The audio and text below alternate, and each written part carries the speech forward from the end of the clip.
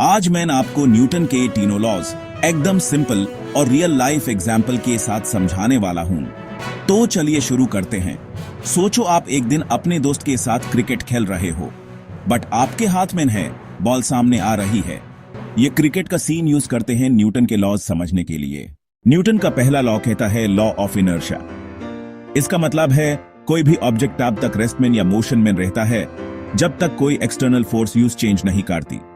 Cricket ball ground पर पड़ी है, वो हिल नहीं रही क्योंकि उस पर कोई फोर्स नहीं लग रही। जैसे ही बॉलर ने बॉल को पिच पे फेंका, उस पर एक फोर्स लगा और बॉल मूव करने लगी। सिंपल सी बात, अगर बॉल को छोड़ा जाए वो वही की वही रहेगी जब तक किसी ने उसे धक्का ना दिया हो या फेंका ना हो।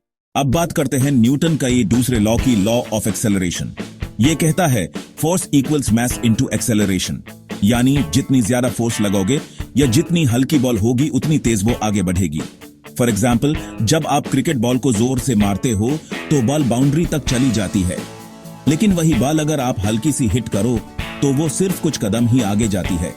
इसका मतलब है कि फोर्स ज्यादा तो एक्सेलरेशन भी ज्यादा, और ये डिपेंड करता है मास पर भी। अगर टेनिस बॉल होती तो वो और तेज जाती क्योंकि उसका मास कम है। चलो अब तीसरा और आखिरी law, action and reaction. Newton ने बोला हर एक्शन का इक्वल और ऑपोजिट रिएक्शन होता है। जब आप बट से बॉल को हिट करते हो, आपको बट में एक झटका फील होता है। यह इसलिए होता है क्योंकि जब बट बॉल पर फोर्स लगाता है, बॉल भी बट पर उतना ही फोर्स उल्टा लगाती है। इसी एक्शन रिएक्शन की वजह से बॉल बाउंड्री तक जाती है और आपके हाथ में वाइब्रेशन फील होती है। तो दोस्तों, ये द न्यूटन के तीनों लॉज एकदम रियल क्रिकेट एग्जाम्पल के साथ। अब जब भी क्रिकेट खेलने जाओ, ये लॉज याद रखना। अगर आपको ये एक्सप्लेनेशन अच्छी लगी तो लाइक करो, सब्सक्राइब करो और अपने दोस्तों के साथ शेयर करो। अगले वीडियो में मिलते हैं, तब तक के लिए keep exploring science around you.